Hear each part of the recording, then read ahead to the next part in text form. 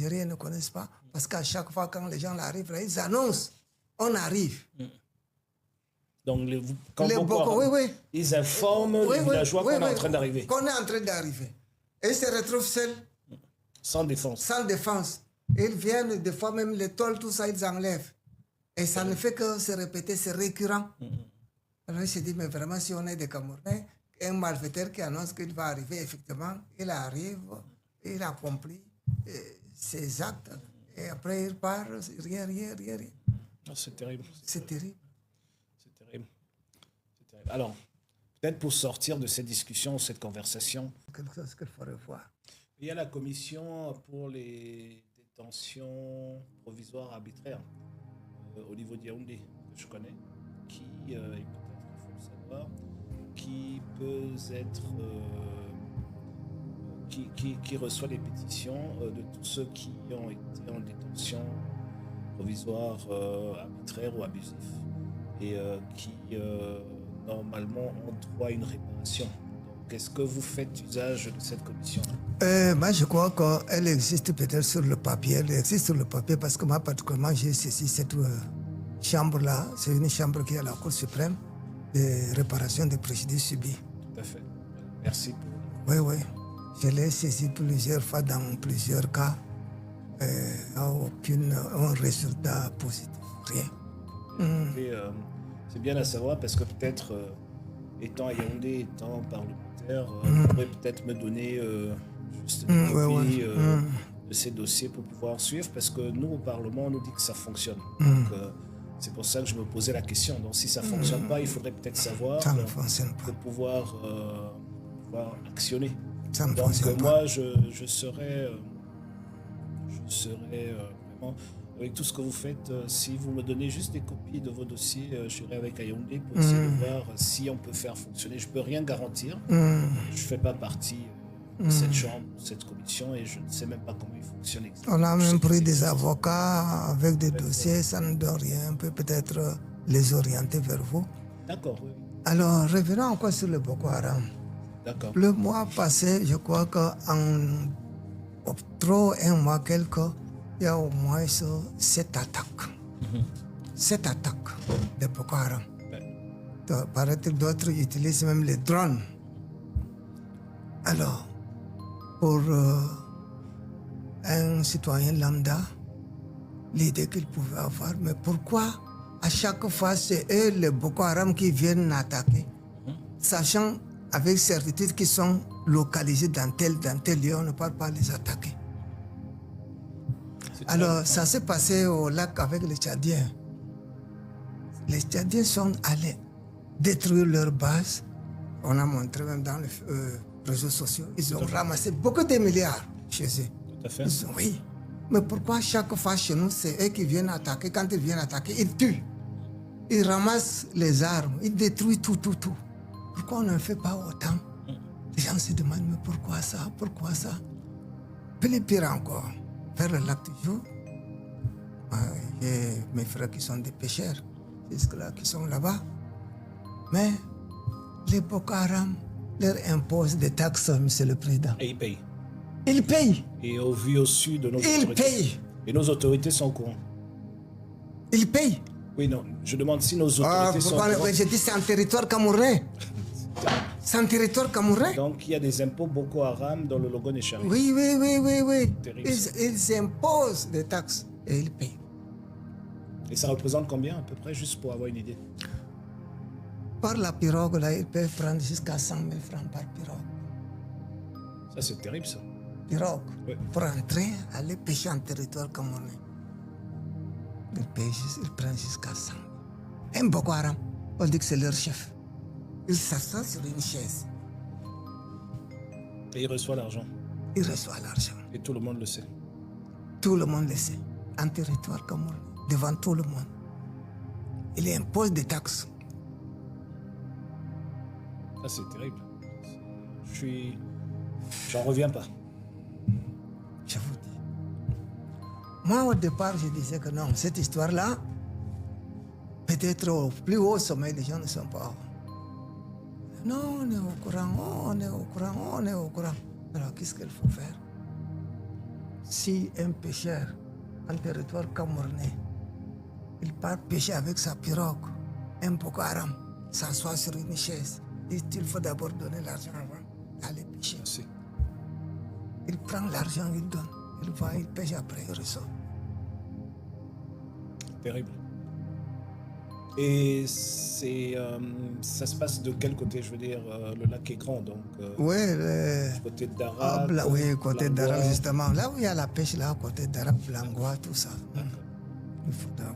C'est triste, c'est triste, C'est terrible. c'est triste. Alors, moi, je crois que, selon ma pensée, la logique même, l'État a le devoir de garantir et de protéger les droits fondamentaux. Pas seulement devoir, l'obligation. Voilà. C'est constitutionnel. Mais si un État où ses citoyens payent à d'autres malfaiteurs Des impôts. oui, des impôts et que personne ne parle même, hein, justement, ce qui est encore plus Ah, grave. j'apprends ça ce soir. Personne ne parle. Je suis battu. Je suis battu. Personne ne parle. Que c'est normal. On laisse faire, quoi. Et il y a de cela, je crois que 2 semaines, je suis allé voir le commandant de la Légion ici à Maroua pour me dire que oui, vers Zigagela, il y a aussi un lieu de pêche. Mes frères pêchent toujours aussi là-bas. Les Boko Haram sont allés les attaquer, ramasser leurs poissons, tout. Et ils ont tué l'un d'eux, il y a eu des blessés. Pendant qu'il était, quelqu'un a fui aller trouver la base qui est à Zigagela, les militaires qui sont là. Zigagela, oui. Oui, il y a 2 semaines. Pour leur dire que voilà, les Boko nous ont attaqués, il y a la bagarre là-bas. Non, on n'a pas reçu l'ordre de Yaoundé. Là, ils ont refusé. Ils m'ont appelé pour dire que voilà, que c'était vers les 9h Du soir ou du matin? matin. Je suis allé voir le nouveau commandant Légion tout à l'heure. Bon, il a essayé d'appeler ses collaborateurs, Erkousri, Waza, tout ça. L'intervention, c'est jusqu'à tard dans la soirée. Mais est-ce qu'ils peuvent encore rester? Ils sont partis. Ils sont partis. Donc il y a ce problème-là aussi. Quand il y a attaque, l'intervention est très difficile. Et vos frères sur place, ils vous disent que les bases des campements de ces Boko Haram sont situées de quel côté? Mais tout le monde te connaît. D'accord. Tout le monde te connaît. Donc c'est des adresses Tout le connues, monde, quoi. oui, très bien connu. Mais au Cameroun ou au Nigeria? Dans au Nigeria, dans au Cameroun, mais là où ils payent les impôts, là, c'est au Cameroun, non? D'accord. Ils sont connus. Mais je vous dis, je crois que quand vous m'avez rappelé le truc qui s'est passé à Koza, là. Tout à fait. Hein? Ouais. Les Boko Haram sont arrivés à quelle heure? À 14h. C'est ce qu'on m'a dit, oui. Moi, je vous ai dit, vous avez intervenu pendant les gens qui étaient en prison. Ils étaient libérés grâce à votre intervention. Tout à fait, tout à fait. Qu'est-ce qui se passe? Les Boko sont arrivés parce que vers la soirée, là, les bœufs rentrent. Alors, ils gardent, ils rassemblent. Bon, quand ils appellent la base des bœufs, là, on leur dit, mais ils détiennent quelles armes? Quelle marque de armes? Vous voyez? Comment les civils peuvent savoir ça? Le gars me dit qu'il a fini son crédit comme ça. Il a fini le crédit jusqu'à vers les 16h quelques. Bon, tous les bœufs étaient déjà rassemblés, plus de 600 têtes. Je dis, mais voilà, quels sont ceux qui ne veulent pas que leurs bœufs partent là? Moi, ils sont à 4. Mettez-vous là-bas. Tac, tac, tac, on les a tués. Qui pouvait dire encore non? Voilà. Ils sont partis. Le lendemain, il y a eu des rafles. Là où on a arrêté le 22, là où vous avez intervenu. Tout à fait. Alors, parce qu'on peut vraiment compter pour dire que ma sécurité est protégée. Non, Et c'est comme ça. C'est terrible. Et non seulement, quand les baies, la marche des baies au Cameroun, à l'intérieur du pays, vers les 16h, quittent le Cameroun avec les gens, moto et autres, jusqu'à aller au Nigeria. Même un hélicoptère quitte la France, là. Ça va arriver, rattraper, non? Oui, mais on n'a même pas besoin d'un hélicoptère. Même en se mettant sur une colline, on les voit passer. C'est pas... Non, on les voit passer par... Je dis que le fait de les empêcher n'est pas rentrer au Nigeria. Tout à fait. Avec tout ce qu'on a comme bataillon, tout ça. C'est-à-dire qu'en fait, on prend 600 bœufs Et on traverse, on rentre au Nigeria avec toute la poussière que ça lève, avec tout le bruit, le boucan. Et ils ont un passage sans problème pour y aller. À l'intérieur, hein. Tout à fait. Cause de là, vous laissez mourir comme ça, non? Tout à fait, oui. Voilà. À l'intérieur, jusqu'à qu'ils partent au Nigeria. Tout à fait. C'est terrible. C'est terrible. C'est terrible. C'est vraiment terrible. Nous, on vous relate brut. À vous de classer ce qu'il faut, ce qu'il ne faut pas. Mais sinon, c'est terrible. C'est une injustice criarde. Et puis, je pense qu'il y a beaucoup de manquements énormément de manquements dans les systèmes de sécurité en place, parce que ce que vous décrivez me donne la chair de poule, parce que ça ne devrait même pas arriver. Et ce qui est encore plus grave, c'est qu'apparemment tout le monde semble être au courant, mais ça ne dérange personne. Et c'est pour cela que on parlait tantôt de 2011-2012. On est quoi? On est aujourd'hui en 2025. Ça fait pratiquement 14-15 ans que ça dure, et on a l'impression que c'est venu pour rester, alors que ça devrait être une crise, et une crise à vocation à venir et à repartir. Donc, c'est quand même terrible. C'est pour ça qu'en fait, moi, ce qui m'intéresse, c'est vraiment, je te remercie encore énormément pour tous tes témoignages, tous ces témoignages, c'est de comprendre ce qui se passe pour savoir comment est-ce qu'on peut gérer ce qui se passe ou améliorer les réponses pour pouvoir trouver une solution pérenne à cette crise-là. Parce que je ressors aujourd'hui, j'étais dans le Mayo Tsanaga et surtout à Koza, et quand je vois dans quelle situation ces gens vivent, quand vous vous arrêtez à un village où les dames vous disent que tout le village dort en brousse parce que ça fait près de 7-8 ans qu'on n'arrive plus à dormir dans nos cases, parce qu'on est attaqué la nuit, et qu'on m'a même dit qu'il y a 2 qui se sont fait tuer en brousse, là où ils sont allés se cacher pour dormir en dessous d'une pierre.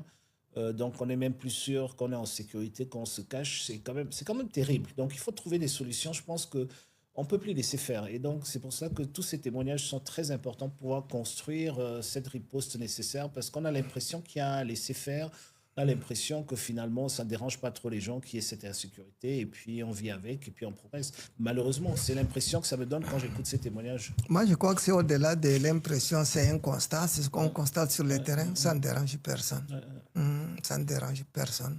Parce qu'il fut un temps où c'est des Mokolo vers la frontière, là, ont quitté, nombreux sont venus ici à la région, chez le gouverneur, pour leur dire exactement est-ce qu'ils sont Camerounais ou ils sont Nigériens, ils ne connaissent pas. Parce qu'à chaque fois, quand les gens arrivent, là, ils annoncent on arrive. Donc, quand ils informent les villageois qu'on est en train d'arriver. Qu'on est en train d'arriver. Et ils se retrouvent seuls. Sans défense. Sans défense. Et ils viennent, des fois même les tôles, tout ça, ils enlèvent. Et ça ne fait que se répéter, c'est récurrent. Alors il se dit, mais vraiment, si on est des Camerounais, un malfaiteur qui annonce qu'il va arriver, effectivement, il arrive, il accomplit ses actes, et après il part, rien. C'est terrible. C'est terrible. C'est terrible. Alors, peut-être pour sortir de cette discussion, cette conversation, de la situation. J'attends beaucoup de choses de toi. Tu es député, tu es un responsable d'un parti politique. Ta voix est écoutée, et de par la loi même les instruments que le Cameroun a ratifiés, qui dit que toute personne a droit à ce que règne sur le plan social et sur le plan international un ordre. Tout à fait. La paix, la sécurité, la et justice. La protection. Alors, je crois que vous êtes la personne la mieux placée pour que cela soit vraiment appliqué, soit pris en compte. D'accord. C'est bien noté. Merci. Bien noté. On a déjà travaillé par le passé. Je vais encore m'y mettre, et encore plus. Aujourd'hui, j'ai été touché, profondément touché, de ce que j'ai vu sur le terrain. C'est pour ça que j'ai tenu à avoir cette conversation avec toi. Encore une fois, j'aimerais te dire, ce sont des gens comme toi qui me donnent l'énergie nécessaire pour faire ce que je fais. Parce que c'est le courage que tu as et tout ce combat que tu mènes par conviction qui me fait croire en l'avenir de ce pays, qui me fait croire qu'on peut avancer et que ce pays a un meilleur avenir. Donc vraiment, je profite pour te dire encore merci du fond du cœur. Merci pour tout ce que tu fais, pour toutes ces personnes démunies qui souffrent. Et merci d'être là. On ne peut pas tous faire ce que tu fais. Chacun peut faire quelque chose à son côté, à son niveau. Mais ça me touche profondément. Et vraiment, vraiment chapeau. Merci beaucoup. Et j'aimerais te dire que tu peux compter sur moi. Merci. Merci, je vous remercie très sincèrement. Merci. Alors, je crois que votre présence ici contribue énormément à la paix, à la sécurité et à la tranquillité de la population. Merci beaucoup. Je vous remercie. Merci, Maître Abdoulaye Mat. Merci beaucoup. Et ce n'est que le début. On se connaît depuis un moment, mais je pense qu'il faut qu'on accentue un peu notre collaboration pour vraiment pouvoir sortir les populations de l'extrême nord de cette insécurité. Et vraiment, vous pouvez compter sur moi. Merci. Merci.